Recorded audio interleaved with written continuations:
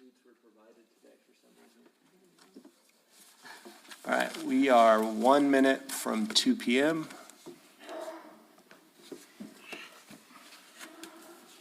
As soon as Stephanie gives me the okay, we'll get started.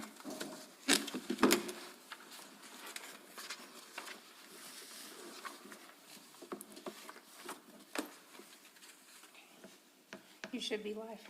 Okay, good.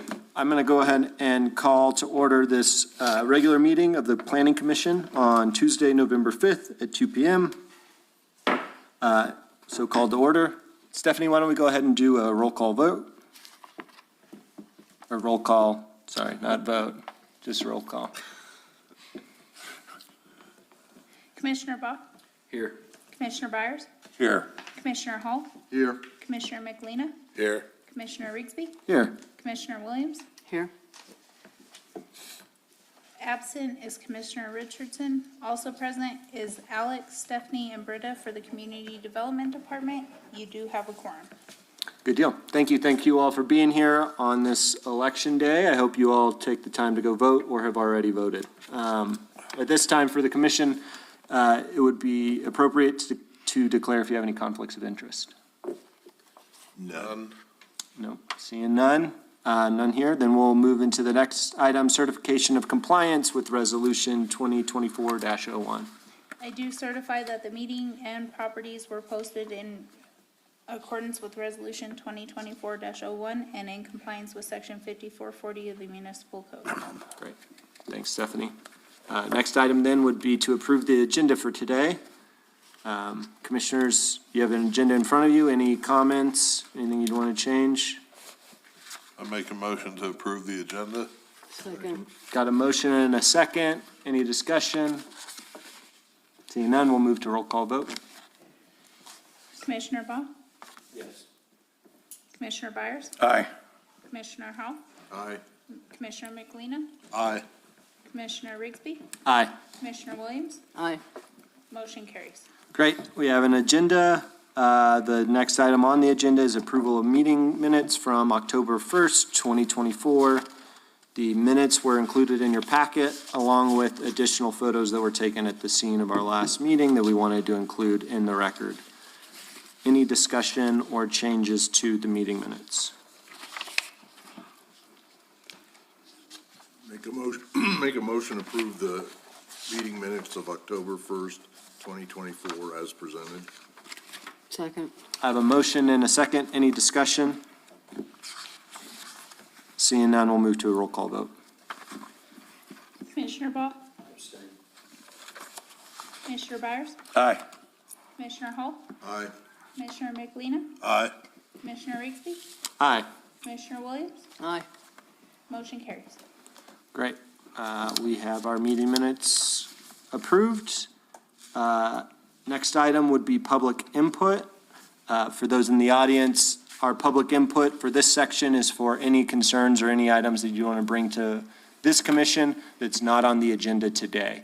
So we will open it up and have the ability for folks to comment on anything that we have in our agenda, but this is for general public comments. Any public comments from you all out there? Okay. Seeing none, I'm going to go ahead and close public input, and we'll move into our quasi. Recording in progress. Sorry. No, you're all good. Glad we got it recorded. We'll move into our quasi. Recording stopped. Okay, let's stop again. We'll move into our quasi judicial public hearing. Alex, I think we have one today. What can you tell us about the replat 2024-293?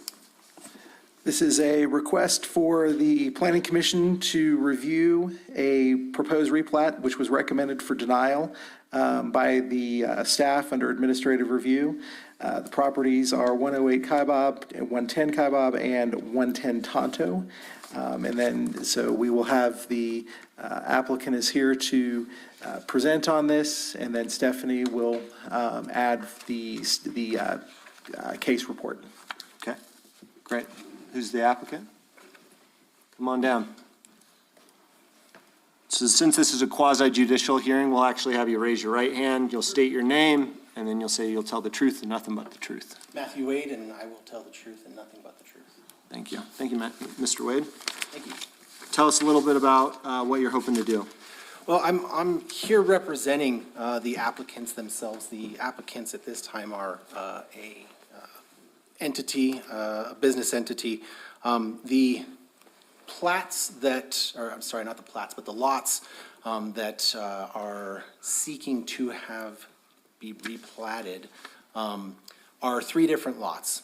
When I originally looked at this, and the letter that I think that all of you have as well, on page 2, there's a overhead view of that plat, and I was like, well, maybe that's why they denied this, or there was an administrative denial, is because maybe they didn't want to pull through. There's two different streets that this is on, but then, for complete transparency, I'm standing in for a colleague today. So this morning I went up and I checked out those lots. One of the letters that was originally delivered as well to the clients note that 110 Tonto is an unbuildable lot. I found the same thing when I got there. I mean, it's, you're on a maybe 10-foot wide road, and then the grade of this lot is just straight uphill. So if you were going to build on there, the first thing you'd have to do is figure out, how far back to set that house, so that way you can figure out some sort of driveway and then carve into the hill to make a driveway. But what they're trying to achieve with this is that they own 108 Kaibab and 110 Kaibab, and they own 110 Tonto. And the proposal is to replat so that there's still, so that it goes from 3 lots to 2 lots. That back lot, that downhill lot, would be split into 2 and then given as a bigger backyard for those uphill lots. Therefore, there'd be no obstruction of view worries for anyone who has those lots. Now, something that this planning commission may want to consider that wasn't the case when the original application was made was that now there's no houses up there. I don't know if anyone else, I know that nobody else has submitted any written comments. I don't know if anyone else is here to comment on this or not. But there's one structure remaining, and that's a garage that's, I think, just a little bit south of 108 Kaibab. But I think that the house on that lot has also, was lost this summer. So the people who own that corporation, and it's a privately held, closely held corporation, they're not looking to put any apartment complexes or anything there. They're looking to dissolve their corporation and split up all of their stuff. They're brothers, and they want to start splitting up all their stuff. And so this was their solution, was let's get these 3 lots turned into 2 lots, so that way we can just take one each and go on. They're contemplating right now whether it's, gonna be a quick rebuild, or if they're gonna rebuild on the lots, just to be completely transparent with you. But this would take that lower lot and make it at least usable. And something that you all may want to consider is it'll make it better taxable. If they do rebuild on that lot, then instead of just a vacant, and it's in the middle of a ditch, not only is it downhill, but it's in the middle of a ditch with no trees above it anymore. So it's gonna be flooding for the next 20 years. But if it were combined with those other pieces, and people were to build on those other pieces, then that once vacant, unusable lot will now have an improvement on it, which should increase the tax revenue from a perspective that you may appreciate for the community as well. But what we're here for is simply to ask that these private citizens with this closely held corporation can get this replat done. And I guess we're asking for a variance because the administrative, from what I could tell, the reason that it was proposed for a denial from the administration was that, or as an administrative denial, was because it makes irregularly shaped lots. So having visited the lots myself, I would recommend if this council or commission finds it necessary that before making a decision, if that's a determinative factor, that you table this matter and each make a site visit, just so you can see that this 110 Tonto hasn't been built on in years, probably won't be built on in years, and at least with this plan, it could be a usable, desirable lot. Thank you. I appreciate that overview. Okay, at this time, if there's nothing else to add, we'll open it up for public comment from the community, and then we'll actually have you come back. I'm sure the commission will have some questions for you and the applicant, and then we'll also hear from staff. But at this time, we'll open it up for any public comment, if anybody would like to comment for or against or otherwise on this topic. Okay?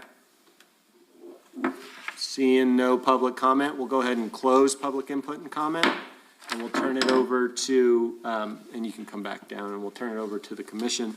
Before we do that, Stephanie, do you want to give a little bit of an overview on the staff findings? Yes, and then for the record, for a recap of the mailing, we did mail 19 letters, and 0 letters were returned, and 0 written responses were received. So in your packet, a copy of the proposed replat is located on page 25 of the full packet, along with a copy of the denial letter that was supplied to the surveyor on which the replat was provided by. It does state that after the review of the proposed combine of lots 9, 19, and 20 of block 10 of the Forest Heart subdivision, we were unable to approve the combine. The proposal creates irregularly shaped lots, and the proposal does not meet the district standards. And if approved, the regular shape creates an unnecessary hardship that is not present before the proposal of the replat. It has been found that 108 and 110 Kaibab were currently built properties, and 110 Tonto was vacant. 110 Tonto is not unsuitable for building within the R1 single-family residential development requirements, and the determination to deny and return the plat is based upon the findings of section 54-285 design standards, and specifically B1.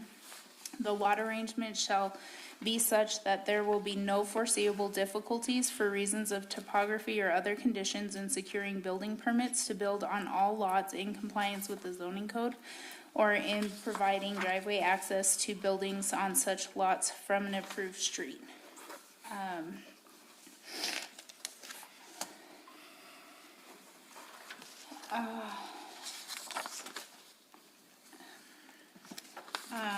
It was also found that upon the site visit, together the pictures that were provided in your case study, that both structures were lost during the 2024 fire event. But the statement of the irregular shapes would still stand.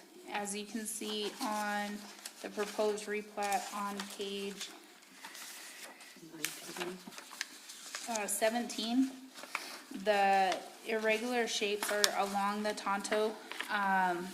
One of the 2 lots does not meet the required 75 feet in width that is required by the R1 district, and that's where the hardship would be presented. If that was to be built on in the future, they would not be able to meet the applicable setbacks of 20 feet and 10 feet from the division lines. There is also an undissolved utility easement that would further prohibit the building allowance within that area of the property. Okay. Thanks, Stephanie, I appreciate that. Okay. Commissioners, we got some information from staff and a representative of the applicant. Why don't I go ahead and open it up for questions from you all? Well, you said it was 2 brothers who own the corporation, and they're looking to divide the assets. There's 2 pieces of property there, so what's the details of what each of them owns? There's 3 lots here. Does one brother own 2 and the other own 1, or what's the deal with that? My understanding is that they own the corporation owns the lots, I believe. And so the division is going to have to be when the corporation dissolves, and So then, I understand that, so why can't they just each take one lot and then sell the vacant lot? Sell the vacant one. Because you're creating a hardship that doesn't need to exist here. That's why I ask. well, I guess one question is why should they have to sell the lot? It's an asset that they own, and if they want to. They don't have, they don't have to Right. sell it, but from the standpoint of development and the plots you're creating, at least one plat that you're not gonna be able to build on without a variance. That doesn't exist now if you just have that 110 Tonto lot. It's buildable, the staff said it's buildable, the pictures show it's buildable. It's not a flat spot buildable, but nothing in Ruidoso is flat spot unless you're down by the road. So like I said, I don't see the need of why that couldn't be, why that needs to be as it's proposed. And I don't think that the idea would ever be to build on it. I think that that they would still build where the houses were before off of I Kybah. get that, but you said the replat purpose was to divide up the assets. Just divide up the lots and then just keep the other lot there. They can co-own that. Sure, and that may be a plan, but this is the desirable plan. This is what they want to do with their land. I get that, but it Yeah. doesn't meet code, so there's a reason it was denied. I don't have any other questions. Okay, thanks, Bill. I don't either. No questions, Ron? I had one, but I lost it. My brain's not working today. I apologize. Commissioners, other questions while I try to? Oh, I do have it. I figured it out. Thank you. Alex, so this is both a replat and it would be a variance based off the fact that if we do replat it, it wouldn't be conforming? So the process would be that the commission would have to recommend approval of, or would have to, I suppose, conditionally approve this replat and then move forward at a later meeting for the request for the variances to bring the subdivision or the replat into conformance with the code. Okay, thank you.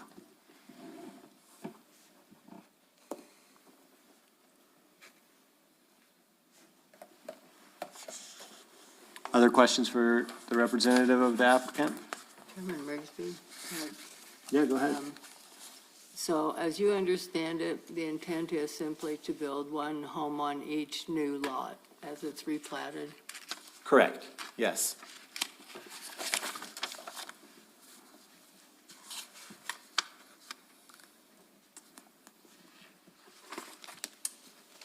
I think, to come back to what Commissioner Hall was asking as well, is I think one of the desirable outcomes of not selling that lot and just taking the cash for it is that they can also then guarantee that they don't have somebody downhill from them, that they don't have somebody interfering with that view. Right now, when you're in where the living room used to be, you can see down the mountain, you can see into the valley. But if somebody were to build directly behind them, and they would have to build up against that lot line or within the allowed relief from that lot line, if they were to build a building of any substance, then it would be within their view, which is everybody's right. Right. But if they have that land, then they can. Well, as to that point, they would have to shoot themselves in the foot, so to speak, and sell that lot to somebody who wanted to build. If they never sold the lot, they never have the issue of somebody building and, blocking their view. But if they don't sell it and it's not divided, then at least they would necessarily have to come up with some other way to divide it, yes, or divide some other assets or whatever, but this is their desire at this time. But yes, I agree with you.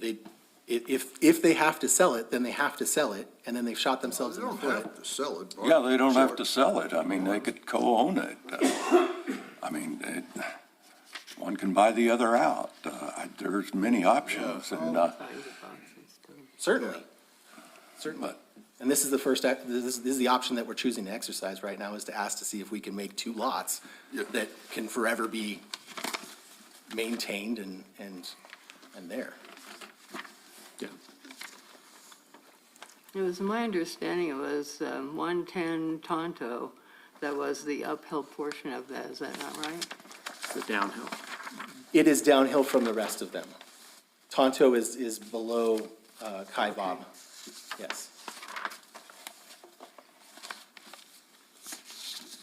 Commissioners, what other questions do you have? Other comments, perhaps?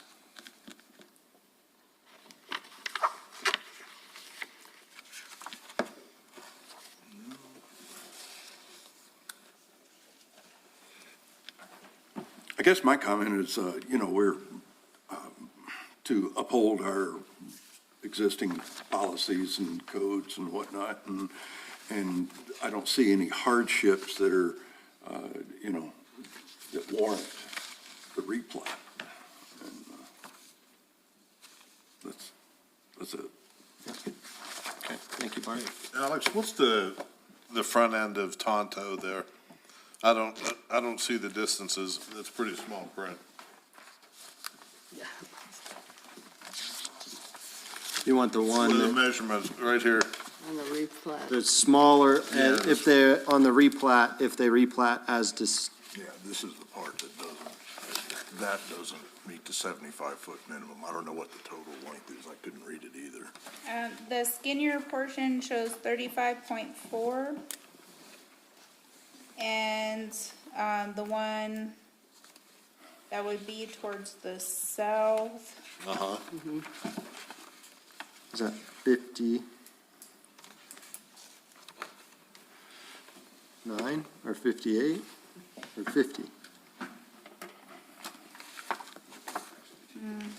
let me go and print off an actual copy of it. Okay.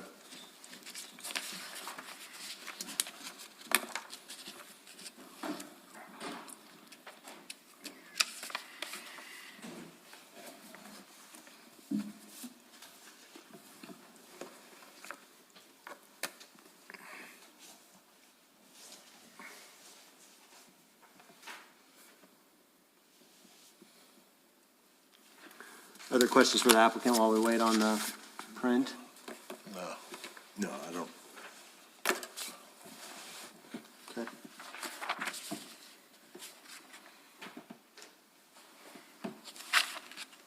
And so, Alex, this is not technically, is this technically an appeal? Is this how you would describe this situation? Yeah. Yes, that would be described as an appeal of a recommendation by staff to deny to deny the replat as proposed. Okay. Okay.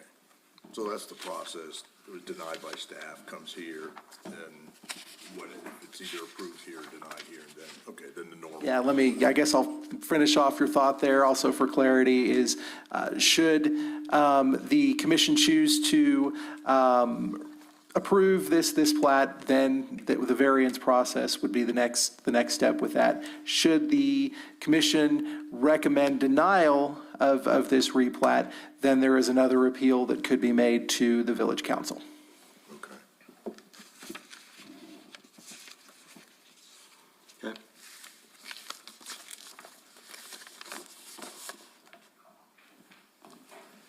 Okay, it looks like it's 59.08.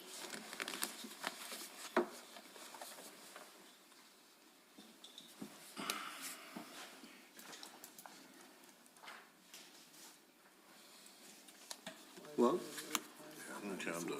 Okay. Either one of them would be the right size. no, it would only be combined together, would you get to the 75? Yeah. Mhm. Hard. Which is what it is now. Correct. Okay.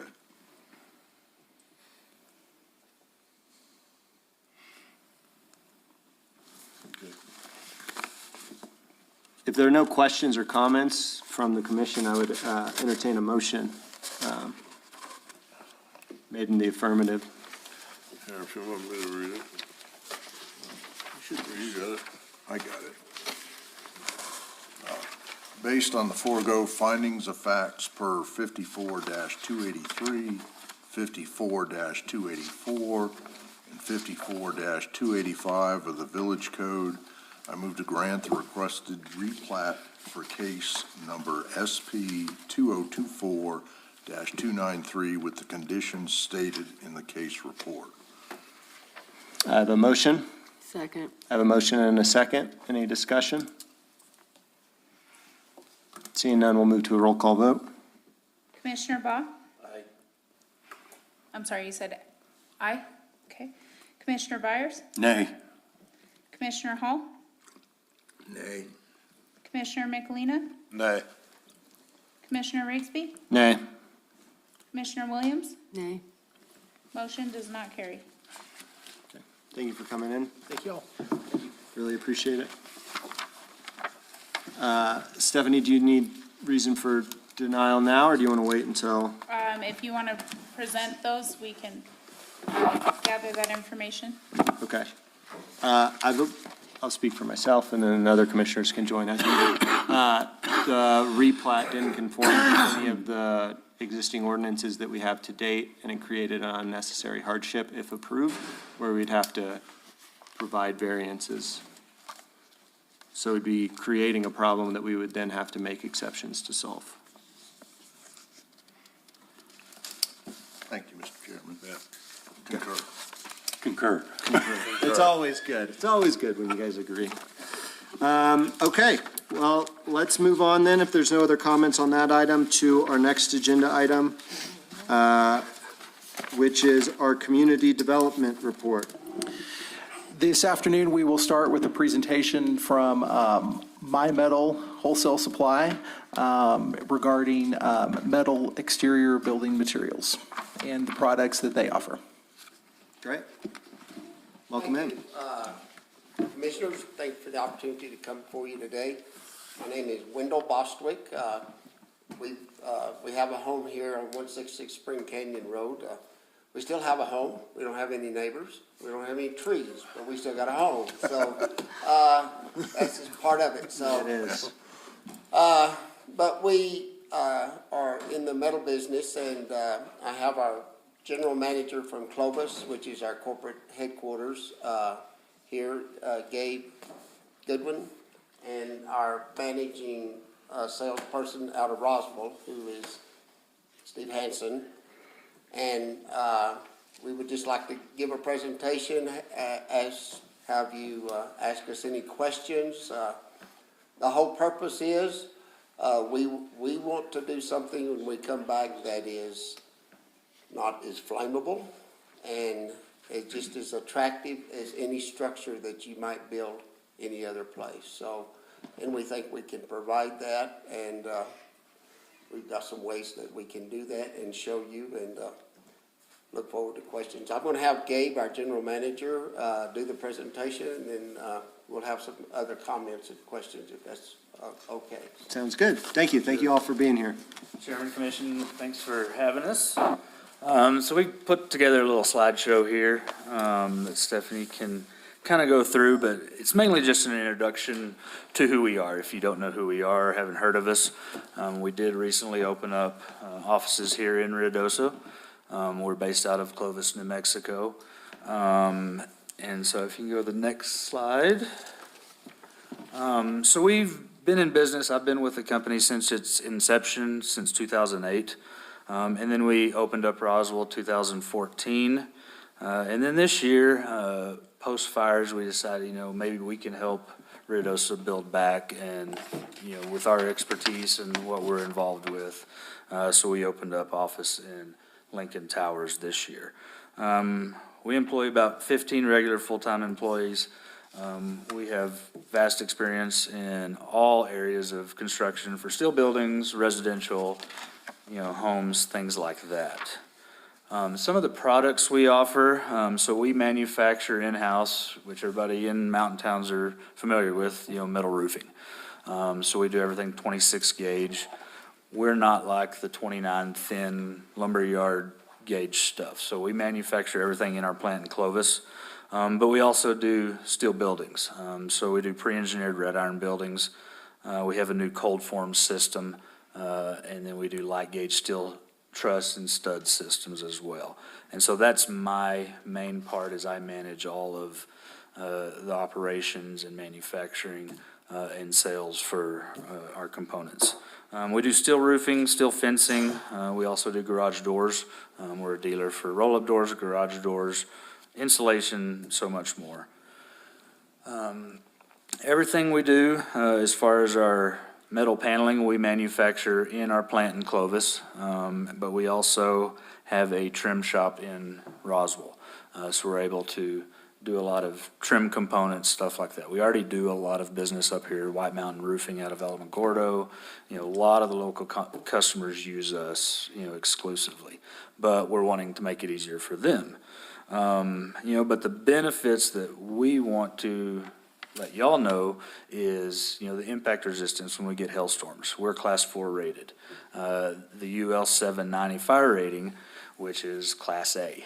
So it's the highest rating you can get for any type of fire resistance. And so that will lead us into some new stuff we'll show you regarding steel buildings, barn dominiums, things like that. We are also an authorized Nucor dealer, so I have actually sold buildings in Hawaii. This building that you see there is in Austin, Texas. I've got buildings all over the country, so it allows us to have a very deep network in building projects. So if anything really big commercial, we can handle it. We just did 60,000 square foot livestock pavilion in Clovis, New Mexico for our fairgrounds. You might have seen pictures of that. You know, I helped work with the design, and then we provided the building, the doors, and the insulation for that facility. And so that's just some of the stuff that, you know, we bring to the table, you know, but it also brings business here. So we do have a local business license, you know, for Lincoln County taxes and everything else. So, you know, it benefits everybody. The next slide is what we're really excited in, is what we call a cold form building system. So this is a fairly new system developed in Australia, New Zealand, and then it's kind of transferred to the U.S. recently. It's kind of going crazy, but it started in Australia and New Zealand and stuff like that because that's how they frame everything, is light gauge steel studs and cold form, because it's fire resistant because of the wildfires in Australia that they have all the time. So that was our thought, is, you know, if we can do something to allow people here to rebuild faster with hard walls, you know, but have a good looking home, we can have these things delivered, you know, 4 or 5 weeks there on site and ready to start building. And so we do have a lot of experience in barn dominiums, things like that. This is just a new system, cheaper construction costs, cheaper concrete costs. You know, we've got the fire resistance, and then we'll show you ways we can, you know, kind of dress it up. But it's a new system, you know, fully engineered by address, so it pulls the code.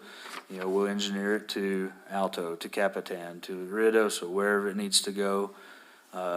Earthquake, seismic, all that, you know, we engineer it per building. So, you know, it'll meet code, foundation designs, you know, and so what we're looking for is, you know, to be able to bring this as an option for residents. But you can kind of see some of the other things there, some of the benefits. Light gauge steel buildings, you know, some people have probably seen steel stud construction going on, you know, businesses on Meacham and stuff like that going up with steel studs. Similar thing, we do have a manufacturer in Clovis that we partner with that manufactures this as well. And then we do the steel roofing, you know, in-house. We also do standing seam roofs that we can order in. Metal tile roofs, so we've done a few of those. We've got some coming up in Ruidoso, and we've done some larger in Carlsbad, that area. And then the stone-coated steel is another option. If you go to the next slide, so there's some pictures. Back one, the standing seam. How do we go back?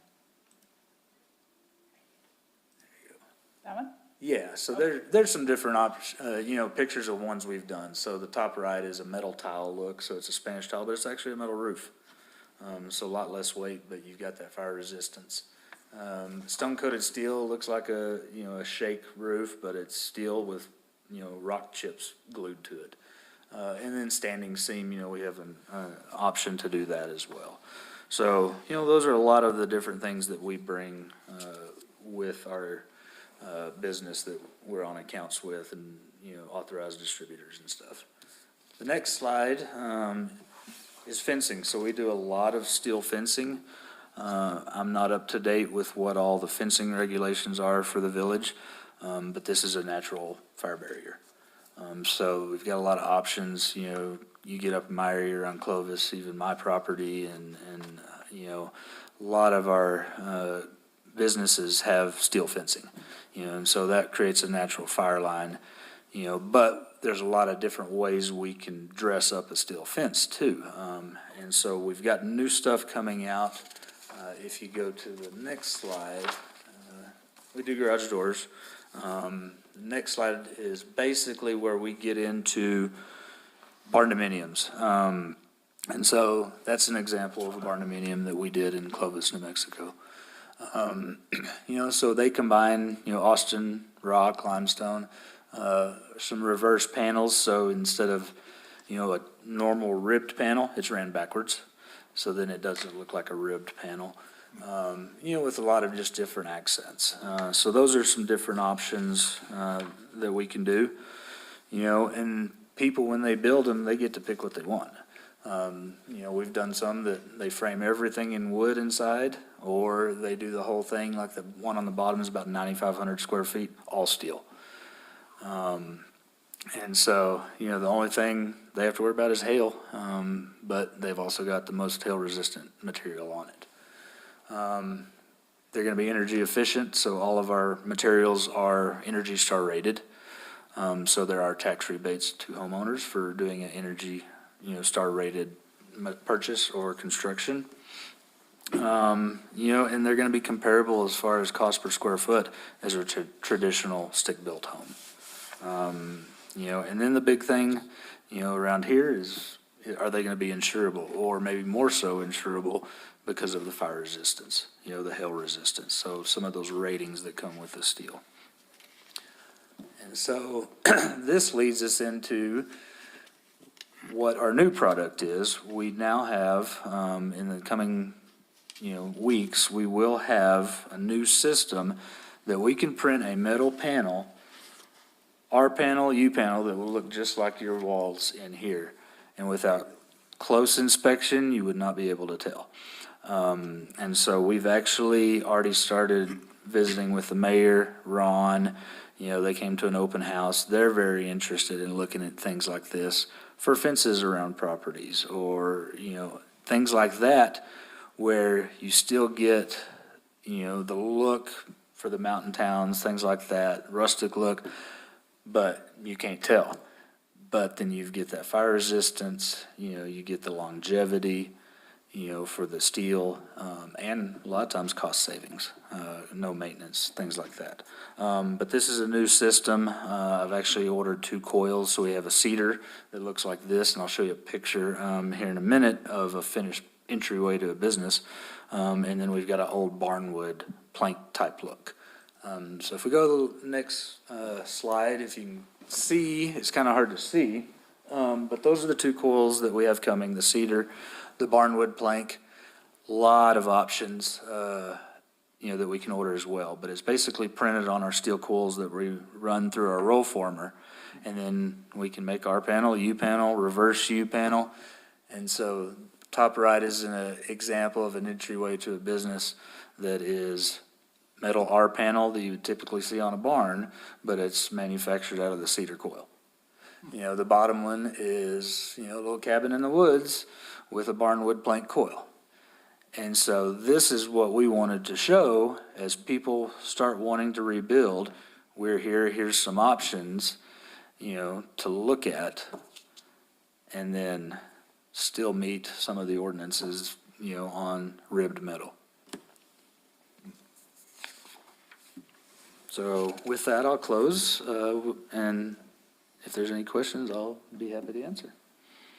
I have a question just from the stuff that we see in the building department. Uh-huh. Are those the only 2 printed types that you offer, or do you offer also the log siding ones? Because we've had some people ask if they could do stuff like that. So these are the only 2 we have purchased. So these are made to order by our manufacturer out of Texas. So United Steel Supply, Steel Dynamics owns the trademarks to this. United Steel Supply is my main coils provider. So they actually manufacture coils just outside of Corpus Christi, and then they ship to us. And so that's the only two that we've ordered so far, but they're continuously adding them. I've got a brochure that doesn't have half the colors that are, on the little slide I did. But they even have a burnt wood one now that I didn't see. So it's, it's torched wood. I'm like, So that- don't probably need that one around here, but But in reality, you could do a reverse U and run the panel sideways with the wood look in it. And you've got a wood looking, a log cabin look, because a reverse U is, Looks like planks, it's basically. like a plank, Like those. but it's got the wood grain on it. Instead of running your panels vertical, you run them horizontal, and you've got the same appearance. Okay. And we've done a lot of that, up at Fort Sumner, a lot of lake houses, things like that, Logan. They'll come in, they'll have an old stucco home that's fallen apart, and then we'll reverse roll a panel where the ribs face in, and then they put it horizontal, and it looks like, aluminum siding or something. Well, now that we've got this wood grain look, we've got a lot of options. What's the lifetime? So our standard material is a 40-year paint warranty. So all my colors that I do, which is about 20 in our shop in Clovis, is 40-year. Gavilim's a 25-year, and then this would be a 20-year on the wood grain. Okay, thank you. And how would you perform maintenance on that? That's the nice thing about the steel buildings and roofs and stuff. They're pretty maintenance-free. Well, if they only last for the 20 years and say it needs to have. Typically, you'd have to have it repainted or something like that. So would they have to like remove all their walls, send it back to y'all and get new panels, or? No, so they would either replace the panels or have a painting company come in and do it. Okay. And what that is it's the paint warranty that, that the paint won't peel or bubble up or fleck or, Fade is what it's not gonna go away. Okay. yeah. The warranty is not gonna fade but so much. And it's not gonna peel. This new product actually has a coat, it's a 7-step process to produce this. And it's kinda like your clear coat on your car, that's the last coat. So they have a base primer, on a galvanized steel coil, which is rust proof. And then you have several coatings and cleanings, and then they print it, and then they have a electron beam cured, acrylic basically is what's on the top of it. So, it should be pretty, long lifespan, but I would say more so than wood. So. What's the gauge of the metal on the cold form? So on the cold form, it depends on the framing. So you saw the slide that has, the light gauge steel buildings, that's all like 20 gauge stuff. Now the cold form, it's gonna vary depending on what the engineering requires. So you might have 14 gauge purlin, on the roof, you might have 16 gauge. But what the cold form means is that it's roll formed through a machine versus prefab like welded I-beams and things like that. So you might have a 20-inch seat purlin that's the column that's 10 gauge. Okay. So it's all set by engineering, and so I've been doing a lot of quotes in the county up here, with 35-pound snow load, 115-mile-an-hour wind, and the software and engineers will figure out exactly what gauge. So what's the cost difference? Oh, 20, It has to 30, be- compared to like a red iron building, or Building. 20, 30% cheaper. So my red iron, which I'm a dealer for all of them, I've sold them for 16 years. I tell people $20, $25 a square foot on a red iron bolt together building right now, which is minimum probably 8-week lead time. Cold forms are probably $15 a square foot average, and I can have engineered drawings in 24, 48 hours and delivery in 4 weeks. Wow. How does your product perform with like stepped foundations? There's not a flat lot here, as we discussed earlier, so. Interestingly enough, I sold, when I became one of these cold form dealers, because it's kind of a funny system. All the engineering software, everything's out of Australia. So I do a PayPal. If I sell a building, I have to do a PayPal payment to ACT Metal Building Systems. That handles the engineering, the design, the cut list, and all that. The cut list then goes to myself or McElroy Metal, which they have branches all over the country, and they manufacture the framing. And so I had a project when I first became a distributor for the cold form. He found us online. He was looking for cold form buildings. He was in Oshkosh, Wisconsin. And he had a very similar lot. So he did a pier and beam, and then just set the cold form right on top.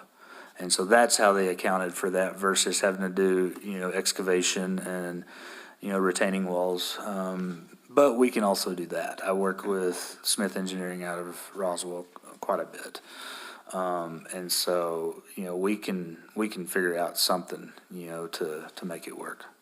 But that's what they did in Oshkosh because it was 3 generations, son, grandson, and grandpa, built this little 30 by 30 in Oshkosh, and they ordered it through me out of Clovis, New Mexico, and I never touched it. It was manufactured in Clinton, Illinois, and shipped right to them. And, the 3 of them put it together and sent me 200 pictures of them putting it together, 3 generations. They were super proud, but that's how they did it. They just did pier and beam and then set the building on top. The printed material that you talked about, is there a particular type of building framing that it has to go to? It doesn't So have to be a metal? it's an identical steel panel to what we make normally on our normal steel buildings. So what we call a 26 gauge 80 KSI tensile strength R panel or U panel or reverse. It all comes out of the same coils. Gotcha. So it could just be viewed as any other siding. If I wanted to put a stucco, I could do one of your metal Yep, ones. absolutely.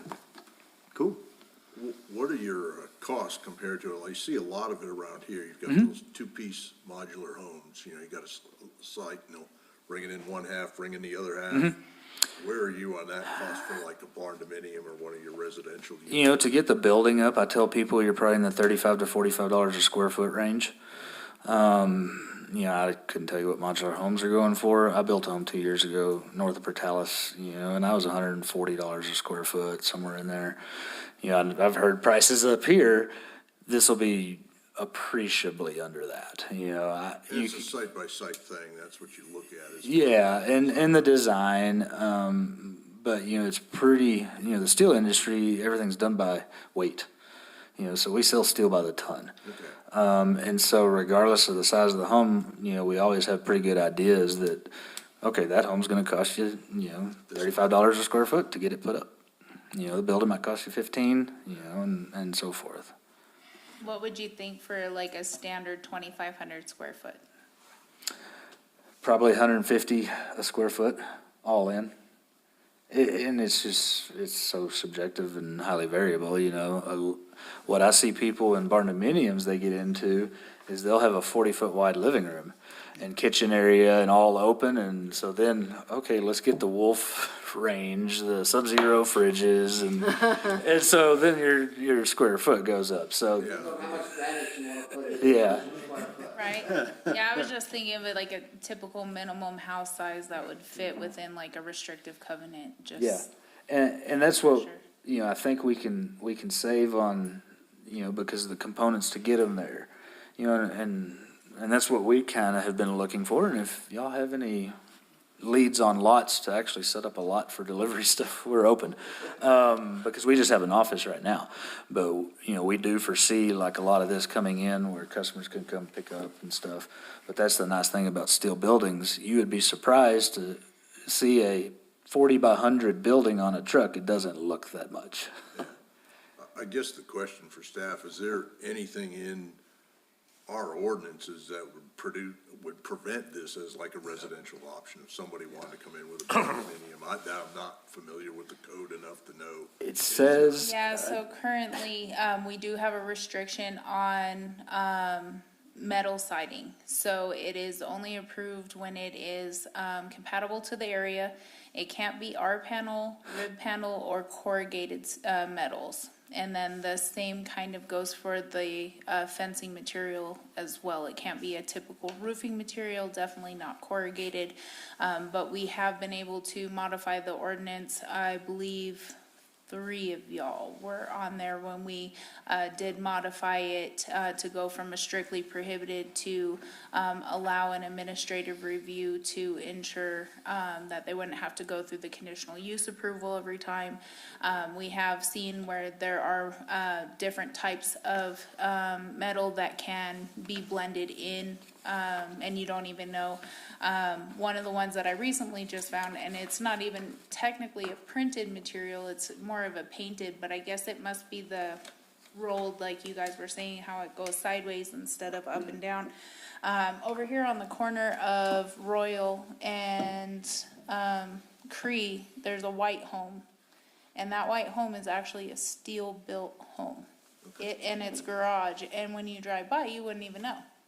And I just recently found that out and was like, wow, that's actually really cool. But the way they have it going sideways. The slats look just like regular, not quite like T11 or anything like that, but it just totally blends. You wouldn't know that's a metal home. But there have been requirements and stuff that we've had to place on there. We do use the best that we can for due diligence, and they would be able to come and apply for y'all to go further more than what we would be able to administratively approve. But with these options that they're presenting, it would be much easier, as they can be printed to blend. The material itself doesn't hit the straight, type of restriction. What they're presenting to us today, would that then just become an administrative thing going forward? Yes. Rather than have to get a variance? Yes, so we would be able to administratively approve that metal siding, especially when it was printed. If it comes into the different types of the R panels or the V panels, or different type of ribbed material, that would expand over the nature of what our department has been granted the authority to view as, it would then come to y'all. So for you all, she just stated the ordinance. I think that was obviously intended, so I don't just slap up 30-year-old roofing on the side of my house and call it siding. Yeah. How would you describe what's different about your product compared to what I think the ordinance was intended for? I think the ordinance, original intent was to make stuff not look like a barn, or a Sears shed beside your building, but the way, and you saw some pictures of barndominiums that I've done, we have ways around that with, the horizontal, or doing a wainscot, something as simple as a 3.5-foot wainscot, doing an R panel wall, 30% of the wall, but then we come up and do a reverse U panel or a wood grain wainscot, completely changes the look of it, and, adding overhangs, I can add 2-foot overhangs on the cold form system all the way around the building. So we're working on a pretty large barndominium in Alto right now. All single slope, 27-foot front sidewalls, all windows, with offset garage, 2-foot overhangs, black wainscot, white R panel walls, black roof and trim. You look at it, it doesn't look like a barn, even though it's still the ribbed metal. You can see that is a residence. So and that's the thing I enjoy on the barndominium side, is trying to make it not look like a barn. When I started in this business 16 years ago, I got tired of selling little 30 by 40 shops and barns and all the ag buildings in, eastern New Mexico. And so I got into the barndominium stuff, and the more architectural things, things like that, so. What I refer to them as the old school barndominium, new school barndominium. The old school was the 30 by 40 barn that you lived in half of it. And the other half was a shop. And that's okay, but the new school barndominiums, it's truly an architectural. If you look at the design. brochures, I've been building barndominiums in Lubbock for the last 8 years, and a lot of those in that brochure I built.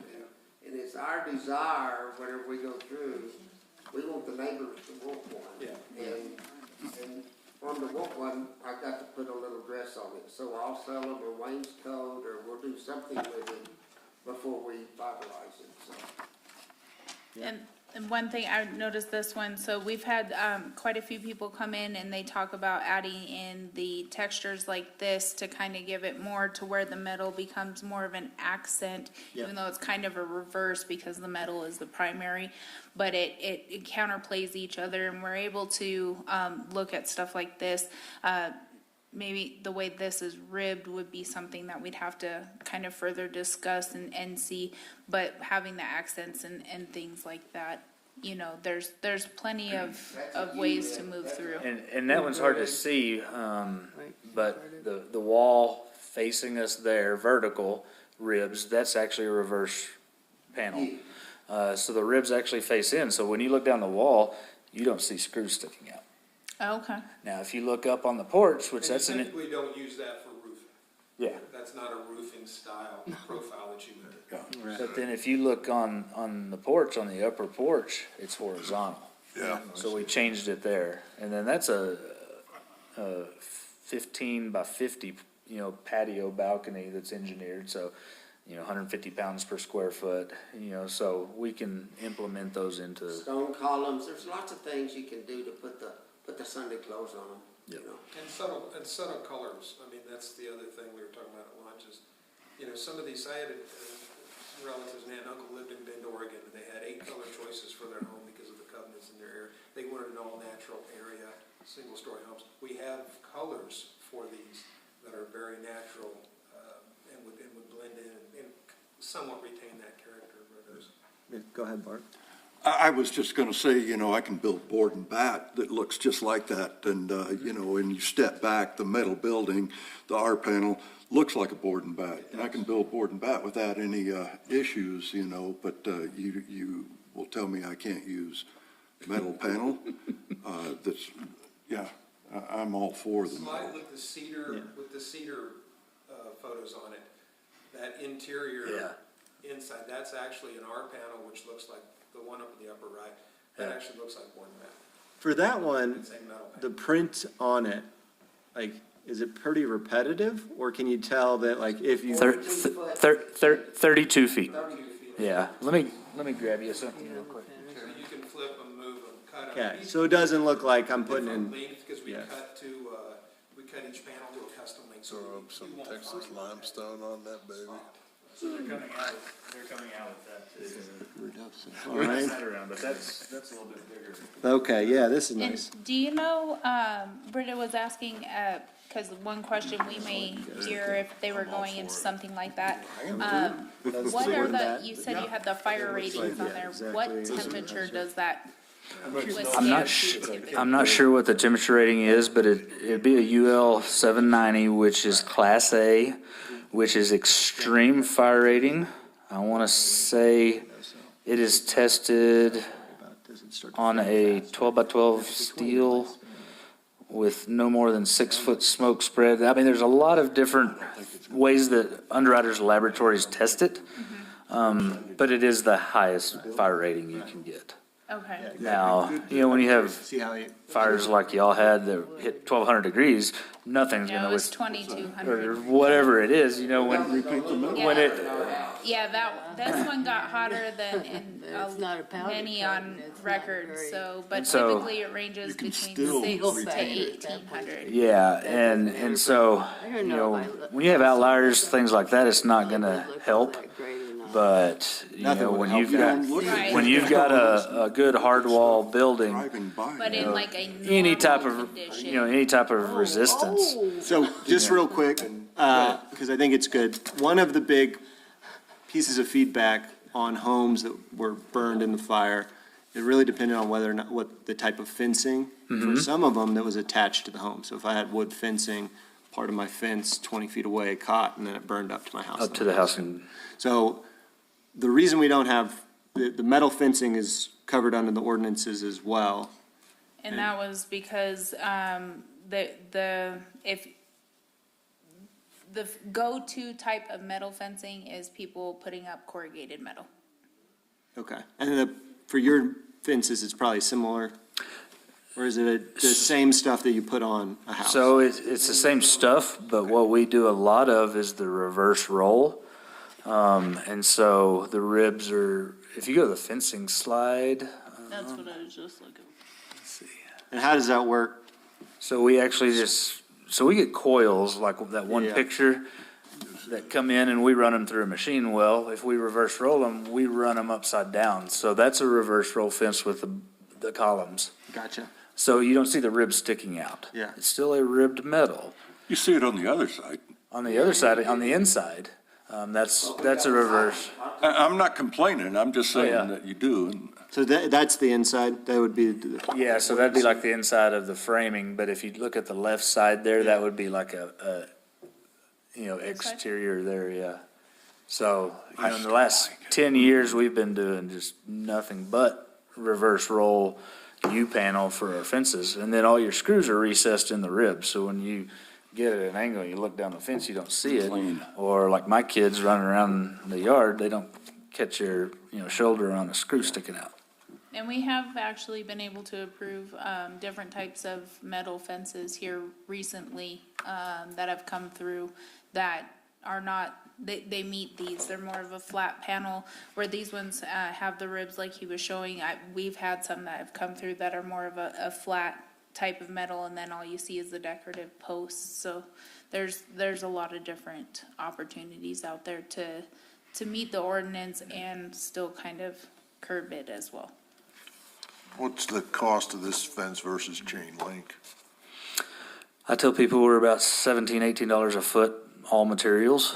I'm not sure, I'm not in the chain link business, so I'm not sure what chain goes for, but a little bit more, but it's, for a little while there, is comparable to cedar. I mean, cedar Yeah. fencing was stupid expensive for a while. I think we have a fencing company in-house in our office, there in Clovis. And I want to say he's probably 40 to 50 installed on steel. And so it's comparable and to other materials and reasonable, but it's also fire resistant too. Can you guys actually get this texture? So, well, it's not textured. No, Right, It'll look like it. okay, yeah, look. yeah, So it's basically a 4K image that's printed on the coil. okay. And we've alluded to it, but more directly, you don't see any issue with the cold form or any of the properties or the buildings that you're selling up here No, in not this. like I said, I've got High Desert Landscape. I just sold a building to. It's fixing to do a whole new showroom. Just did a barn dominium in Carrizozo 3 months ago. So I do a lot with Bryce Thompson here in town, or in Downs. And so he's my barn dough guy. And we're working on the cold forms and everything else. So, we see good potential, but we wanted to come present to y'all People to, say, well, but you can't use metal in Rugosa, and we say, and they get discouraged. Right. maybe we can address that, and that's part of what the meeting was, to have you guys see what what our challenge is whenever it comes to people who walks into our offices. I'd love to do one of these, but how do I get around the ordinances in Rugosa? Yeah. Yeah. I know that it was, in one of your handouts was stated that you had preferential insulation, I suppose, over other types of buildings. Tell me, what kind of insulation? We're just a dealer for insulation systems. And so, bad insulation is what I'm a dealer for. We've got new energy codes this year, so any commercial stuff, it's going through the roof. So that's the nice thing with steel buildings, they're already very energy efficient. How so? The reflectivity of the metal. So if you I can put a black metal roof on my house, and it reflects 31% of the heat, whereas a shingle roof is 0, it absorbs it. And so that's why I was saying all of our metal is Energy Star rated, so it's already helping that energy efficiency. It's conducive to spray foam also, right? Absolutely. And, that's another thing, they've got a lot of new flame-resistant spray foams. It's pricey, but it's worth every penny, to spray foam a residence. I live in a traditional home, but it's spray foamed, and I've got a metal roof. And under $200 all electric a month, you know, for a 4-bedroom, 3-bath with the metal roof and the spray foam and everything else. I just have very thick walls. Yeah. Well, you put metal studs, and then you can put your sheeting on the outside, and you can sheet rock the inside. You've got 3 barriers right there, and nothing's gonna burn. Oh, we found out everything. Ladders will melt, Well, you and- know? And if, The only thing Shit, that was look at all there that were the aluminum. metal. probably, the thing that I never thought of, so Billy Roach, I'm sure y'all know him with Rodosa Custom Builders. He was my longtime customer in Portales and Clovis area, and then they moved up here. And so he said he's got about 8 homes that he's fixing to build. He said, I'm doing all metal, soffit, fascia, everything. He said, because some of the homes that he had done hardwall stucco and then metal roof, well, he just had that little bit of soffit and fascia, and that burned the whole home down. You know, and so that's one thing, you know, we hope to provide and help is, you know, if we cover everything in metal, let's do it. Cool. Well, I appreciate you gentlemen Yeah. coming in and Yeah. presenting today. This was very informative. It sounds like you're talking to the right people, and I think this was very educational for us, so I appreciate Chairman, it. Commission, thank you. Yeah. We'll let you go, and then I think we'll wrap up unless the Development Office has anything else. We presented y'all our monthly report, so if you have questions. No questions from me. Oh, and then also Alex and I did attend the workshop with the council to go over chapter 54. Just a couple minor touch-ups that we're gonna be working with Phyllis on, and then we will be requesting the public hearing to be set in January, so we'll make that request in December. This was our old 54 that we did? The 54 that we went through for that 6 months. Yeah. Yeah. Yep, and Okay. council's finally finished their workshop, so we can start moving into the public hearing process. Cool. I do have a question. Yeah, go ahead. I'm curious about the container development that's going downtown. That's metal structure and all. Is it to be covered or what? I mean, personally, I think it's cool, and, but I will address that. So the owner of that property, developer, reached out to us. We have not yet tracked down written confirmation of anything that was determined a few years back as to what the exterior was going to be looking like. It seems that from his recollection, and also from previous staff folks and current staff folks, that the Sudderth side was the primary facade, making sure to limit the amount of metal that would be visible from that side, and then less concern for the other frontages. But we'll be getting that wrapped up in regard to what that's going to look like. Would also So we never had anything written. there was never anything written that anybody has written down on what that was going to be, Yeah, that's the final look. Yeah. Okay, good. Good. I would highly suggest they do something about that. The movie answer your industry question? really doesn't like that. kind of, sort of, but not really, but yeah. How the hell they got through it myself? I still think it's a cool process. Oh, I love shipping containers. Yeah. I think they're, Yeah, and I'm all for the barndominiums, and I And think we we need have to quite open a up few our, shipping containers in town. Comment? Yeah. Speaking from a guy, and I'm glad Ron walked in the room, that's been there and back since all this happened, and some of the issues that we face today, issues that we're gonna face moving forward. What we face today, in my opinion, is nothing compared to what we're gonna see as we move forward.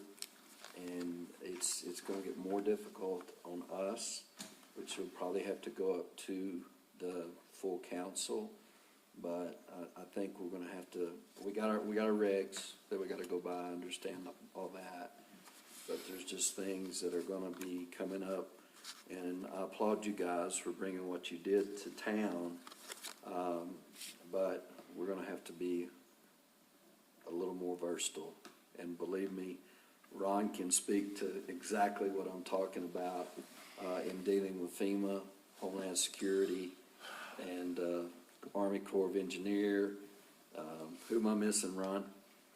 Department of Transportation? Yes. So we got a meeting between 3 and 3:30 tomorrow with DOT.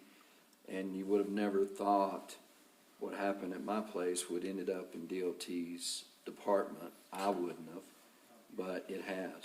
You know, so there's so much out there now that we're gonna be faced with.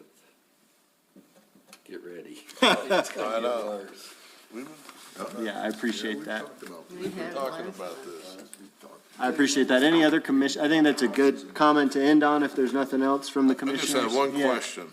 As far as the active STRs and the internet listings, is that growing on the internet listing side? Or, I don't It's know. always been it's always been roughly So- 2 to 1. Yeah, okay. Yeah, 3 to it's 1-ish. actually decreased, but yeah, on average, you get about 3 listings for every 1 rental. Okay. We'll have more action on that in the coming weeks. The subcommittee that we have, we paused since the fire, and then there was more action over the last couple weeks. So Alex promised me that he'd get me something soon. Cool. All right, I would entertain a motion to adjourn. Motion to adjourn. Second. Motion to adjourn. All those in favor say aye. Aye. Any opposed? All right, we're adjourned. Thank you, gentlemen, for coming. I really appreciate it. I'm sorry. There isn't,